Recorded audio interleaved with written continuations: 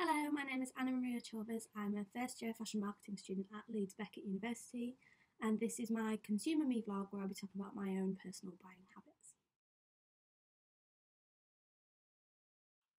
In this vlog, we will be talking about marketing theories that provide a reason or an explanation behind why we purchase products.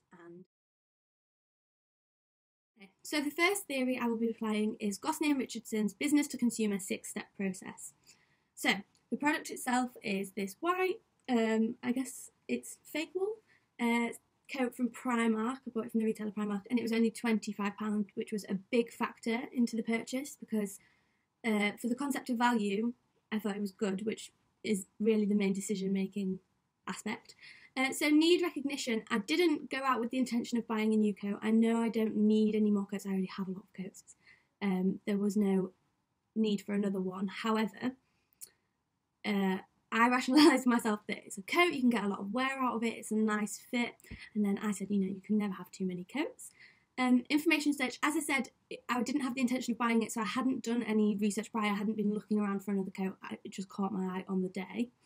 Evaluation of alternatives, I did think that £25 is really good value for this coat. I wasn't going to find anything a lot cheaper, and £25 again is not the biggest investment, so I didn't think there was a lot of risk involved in buying it.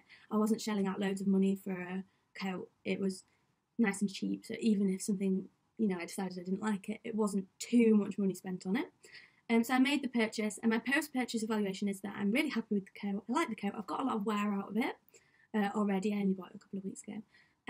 But yeah, happy overall.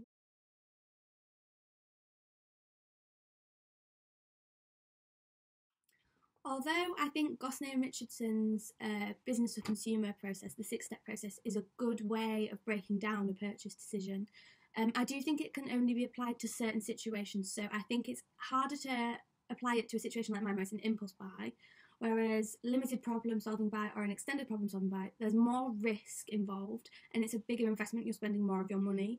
So you are more likely to sit and do more research into it, you put a lot more thought into it, it's more of a conscious decision.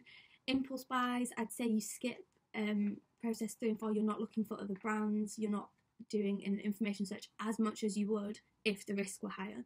As this was more of an impulse buy than a thought out planned buy, I would say that it fits into the category of routine problem solving, this purchase. So on the day of the purchase, when I walked into Primark, I saw this coat on one of the mannequins at the front of the store, which is an internal factor that influenced it. Primark, the store layout, actually had an influence on me. It drew my attention straight away. I was able to see how it fit, not just on a hanger, but on an actual mannequin, which gave me a better feel for the product and made me more inclined to go try it on myself. Another factor, which is an external factor, was that I was with my friends at the time. So when I tried the coat on, I asked for their opinion and they gave their opinion, and they said, for £25 you can't really go wrong, it's a nice coat. So having that second opinion made me more likely to buy the coat. Another factor that influenced this purchase would be a more psychological concept. So I had read an article a couple of weeks prior that was about, I think it was 25 best coats to wear this season by Vogue, and there was a lot of fur coats, a lot of coats, this texture featured in it. This texture is very in right now, it's in a lot of the high street stores, there's a lot of jumpers using it, and also on social media I had seen celebrities and fashion influencers that I follow who are an aspirant group for me, it's something I want to emulate myself. I'd seen a lot of people wearing this fit of coat, I liked the colour. So all of these factors could be linked to Bandura's social learning theory, which is the concept that our behaviour is based on us trying to emulate our role models. So I was trying to emulate the people I'd seen wearing this type of thing. So that influenced my decision and made me more likely to buy the coat. The self-concept approach argues that we buy from brands that we find similarities with ourselves in, we identify with. I would say that for this decision, that didn't really factor in a lot. The main reason I shop at Primark is because it's cheap and it's good value for money.